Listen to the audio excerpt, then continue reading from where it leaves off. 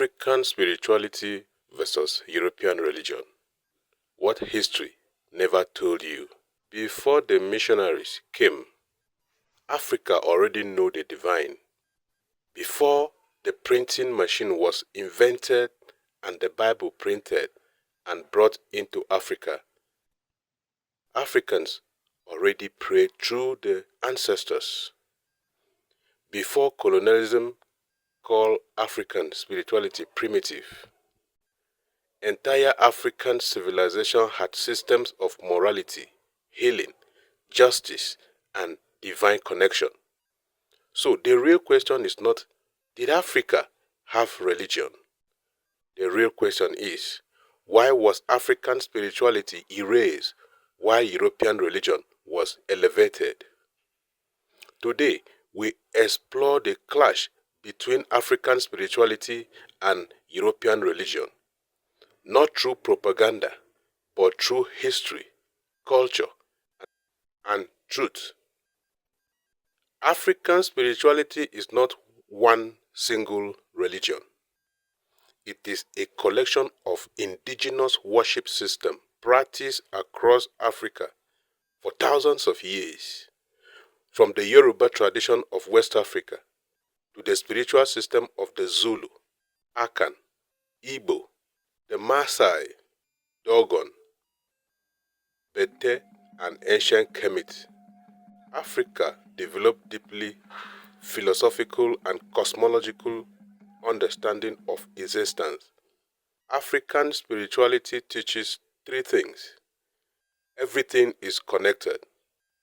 Humans, nature, ancestors, spirits, and the Creator are part of one living ecosystem. Ancestors matter. The dead are not gone. They remain spiritually present and guide the living. Spirituality is lived, not separated. Religion was not confined to one building on one day of the week. It influenced politics, farming, healing, marriages, leadership, and community life. In many African traditions, there was already belief in a supreme creator long before Christianity or Islam arrived in Africa. Among the Bete people, God is the embodiment of the whole, which is known as Unim. The Yoruba, God is known as Olodumare. Among the Igbo, God is known as Chukwu. Among the Akan, God is known as Nyame. The idea that Africans were godless was never historically accurate. When people say European religion, they usually refer to Christianity as it spread through Europe and later through colonial expansion. Christianity itself did not begin in Europe. It began in the Middle East, but over centuries, Europe reshaped Christianity culturally, politically, and institutionally. The European Church became deeply tied to empire, monarchy, and colonial power. Religion was no longer only spiritual, it became political. Kings ruled by divine authority. Churches controlled education. Missionaries traveled alongside colonizers. And when Europe entered Africa, like the case study in Congo, they often presented Christianity as civilization. The letter from Leopold to the missionary reads, letter from King Leopold II of Belgium to colonial missionaries in 1883. Reverends, fathers, and dear compatriots, the task that is given to fulfill is very delicate and require much tact. You will go certainly to evangelize, But your evangelization must inspire above all Belgium interest. Your principal objective in our mission in the Congo is never to teach the niggers to know God. This they know already. They speak and submit to a Mungu, one Zambi, Zakumba, and what else I don't know. They know that to kill, to sleep with someone else's wife, to lie and to insult is bad. Have courage to admit it. You are not going to teach them what they know already. Your essential role is to facilitate the task of administrator and industrials, which means you will go to interpret the gospel in the way it will be the best to protect your interests in that part of the world. For these things, you have to keep watch on disinteresting our savages from the richness that is plenty in their underground. To avoid that, your knowledge of the gospel will allow you to find text ordering and encouraging your followers to love poverty, like happier are the poor because they will inherit the heaven. And it is very difficult for the rich to enter the kingdom of God. You have to detach from them and make them disrespect everything which gives courage to affront us. I make reference to their mystic system and their war fetish, warfare protection, which they pretend not to want to abandon. And you must do everything in your power to make it disappear. Your action will be directed essentially to the younger ones, for they won't revolt when the recommendation of the priest is contradictory to their parents' teaching. The children have to learn to obey what the missionary recommends, who is the father of their soul. You must singularly insist on their total submission and obedience. Avoid developing the spirit in the schools. Teach students to read and not to reason.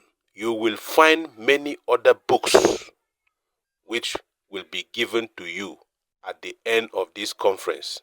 Evangelize the niggers so that they stay forever in submission to the white colonialist, so they never revolt against the restraint they are undergoing. Recite every day, happy are those who are weeping because the kingdom of God is for them. Example of these books is this one and this one. Convert always the blacks by using the whip. Keep their women in 9 months of submission to work freely for us. Force them to pay you in sign of recognition goods, chicken or eggs every time you visit their villages. And make sure that niggers never become rich. Sing every day that it is impossible for the rich to enter heaven. Make them pay tax each week at Sunday Mass.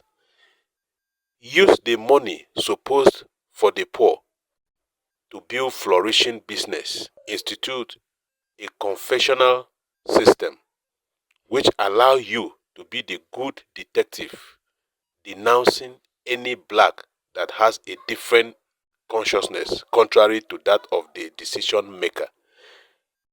Teach the niggers to forget their heroes and to adore only ours.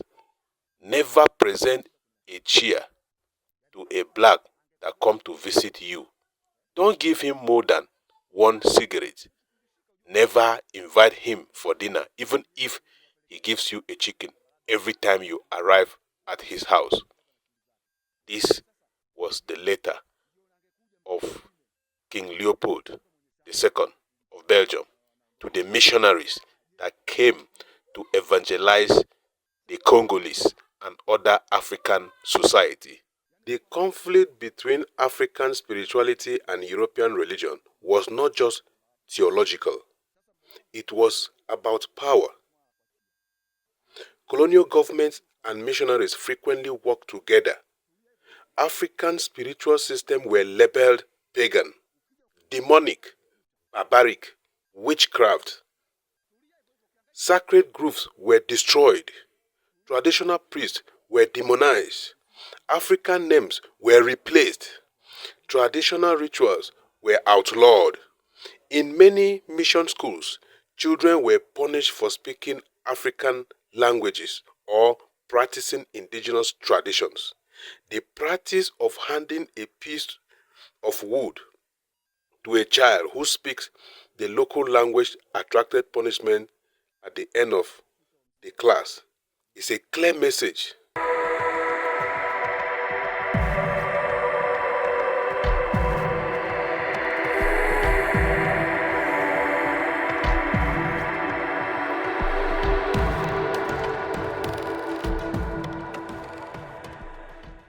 The Church of England once owned a sugar plantation on Barbados that profited it about £5 million a year in today's money.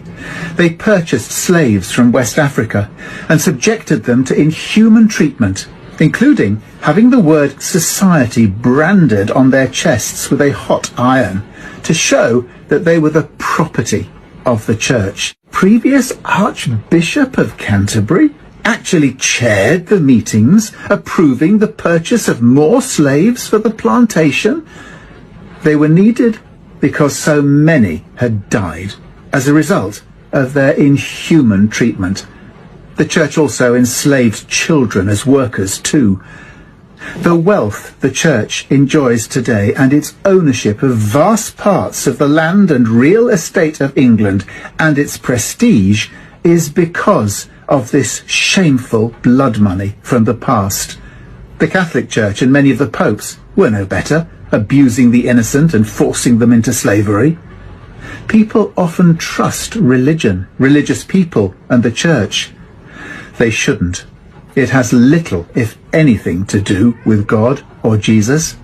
It is a human system spawned, controlled, and dominated by men.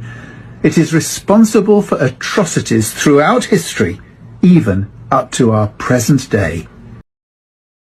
Christianity also brought European academic literacy, hospitals, schools, and new global connection to some parts of Africa. Many Africans genuinely embraced Christianity because they found meaning, hope, and spiritual truth in it. At the same time, others argue that conversion often comes under condition shaped by colonial pressure and cultural destruction. This is why the debate remains emotional today. For some Africans, Christianity represents salvation and faith. For others, it represents colonization and structure and cultural erasure. Both perspectives exist. And understanding history requires acknowledging both. One of the biggest differences between African spirituality and European religion is worldview. African spirituality emphasizes harmony with nature, community over individualism, ancestors and lineage, oral tradition, spiritual balance. European religious tradition emphasizes doctrine and scripture, institutional authority, sin, and salvation. Structured worship systems, centralized religious institutions. Neither side is entirely simple or uniform, but the contrast shape African society forever. Today, many Africans and people of African descent are reconnecting with indigenous spirituality. Why? Because many feel disconnected from their roots. They ask, who were we before colonialism? What knowledge was lost? Why were African traditions demonized? Social media, historical research, and cultural revival movement are helping younger generations rediscovering African philosophies, symbols, languages, and spiritual practices. This does not always mean rejecting Christianity or Islam. For many, it means reclaiming identity. Critics of African spirituality say some traditional practices included fear, superstition, or harmful rituals. Critics of European religion point to colonial violence, forced conversion, and cultural domination. Both sides accuse the other of manipulation, and this is where the conversation becomes difficult because religion is never just belief, it is identity, memory, power, and history. The story of Africa is bigger than the story colonizers told. African spirituality was never empty. European religion was never neutral. The encounter between the two transformed an entire continent spiritually, culturally, and politically. Perhaps the deeper lesson is this: a people disconnected from their history can easily be controlled by someone else's narrative. Understanding African spirituality is not about hatred toward Christianity or Europe. It is about understanding truth, identity, and history in full context. And maybe the future of Africa lies not in rejecting one side completely, but in understanding both with wisdom. Now I ask you, what do you think? Was African spirituality unfairly demonized? Or did European religion help transform Africa for the better? Leave your thoughts in the comments section. Don't forget to like, subscribe, and share for more deep historical and cultural breakdowns. Thank you for watching.